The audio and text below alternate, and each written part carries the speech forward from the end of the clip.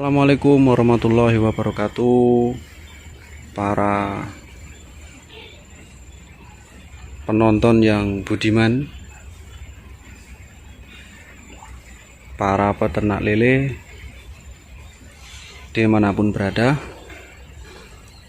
Pada kali ini saya ingin membagi informasi mengenai manajemen air yang baik untuk ikan, khususnya ikan lele, dimana air itu merupakan tempat hidup ya, tempat berlangsungnya dan menentukan proses budidaya sukses atau tidaknya. Itu salah satunya dari pengelolaan air. Jadi air yang baik itu untuk ikan lele itu pada intinya yang berkeruh ya, yang berkeruh, karena ikan lele memang suka di air yang berkeruh.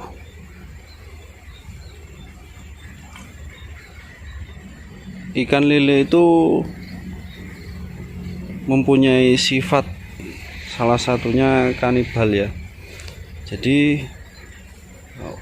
jika dia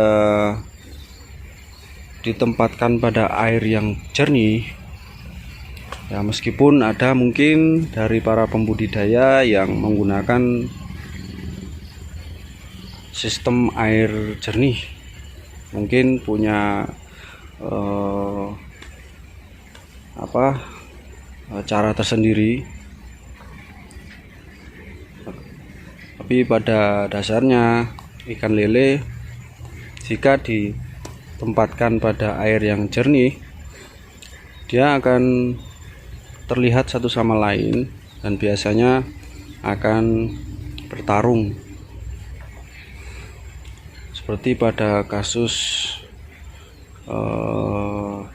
selama ini ada dari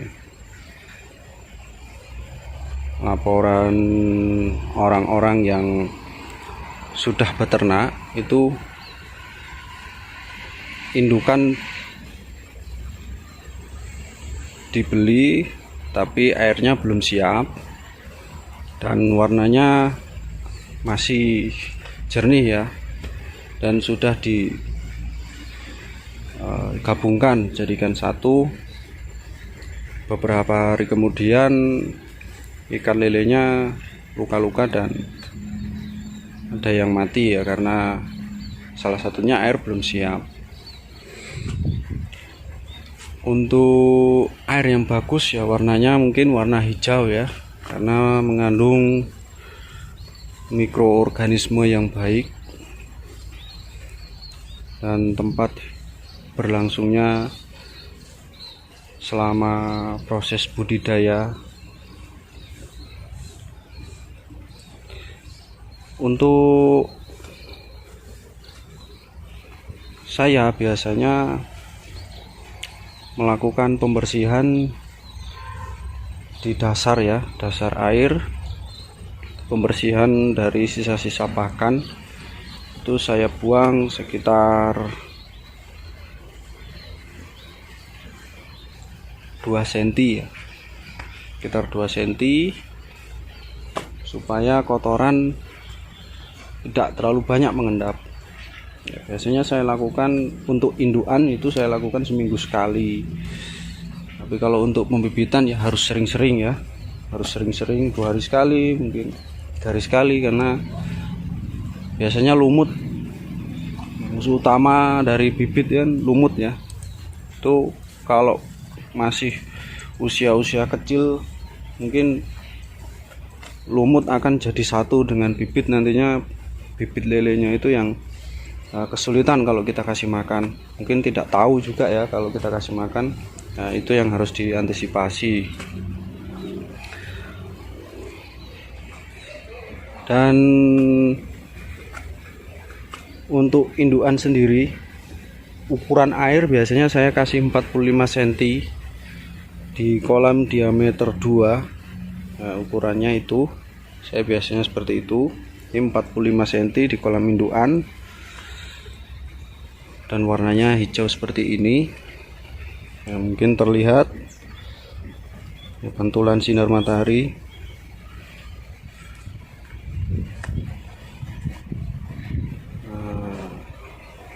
Itu untuk manajemen air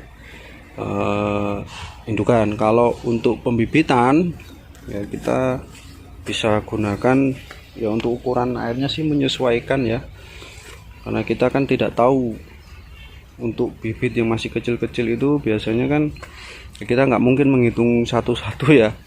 Ya kita sesuaikan aja, sesuaikan ya, mungkin bisa 30 cm, bisa untuk diameter 2. Itu yang biasa saya lakukan. Kalau ini mungkin sudah agak besar, jadi ya airnya mungkin sudah 30 lebih ya, 30 lebih dikit lah ya. Itu ya, untuk selain itu untuk air sendiri saya gunakan air sumur. Air sumur mungkin lebih baik ya, tidak mengandung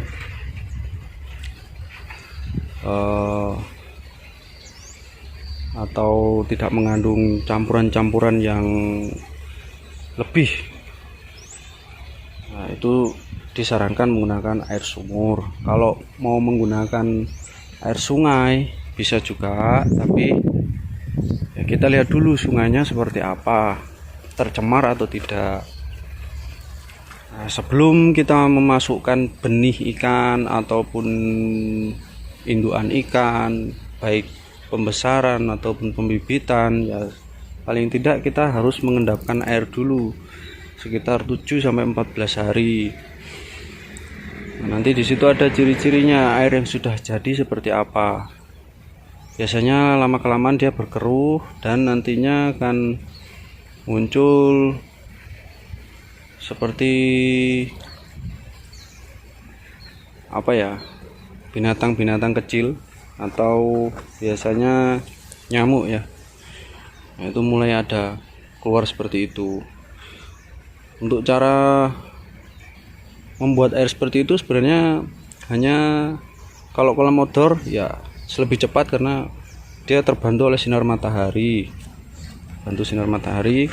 Kalaupun kita mau menggunakan probiotik ya bisa dikasih probiotik sesuai takaran ya, berapa meter kubik airnya dan butuh berapa mililiter airnya.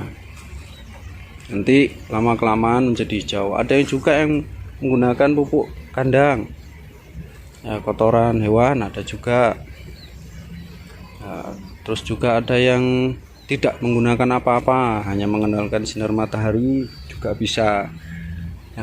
Yang pasti air harus diendapkan. Nah, nanti lama kelamaan berkeruh ya.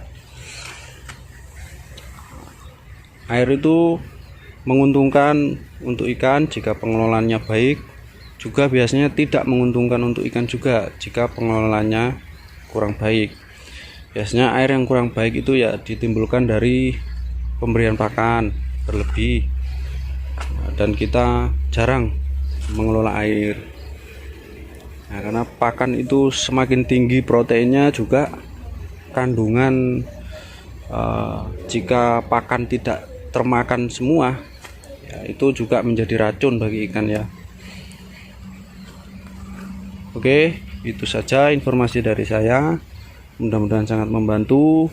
Jika ada pendapat lain bisa di kolom komentar, kita belajar dan diskusi bareng-bareng. Oke, saya akhiri. Wassalamualaikum warahmatullahi wabarakatuh.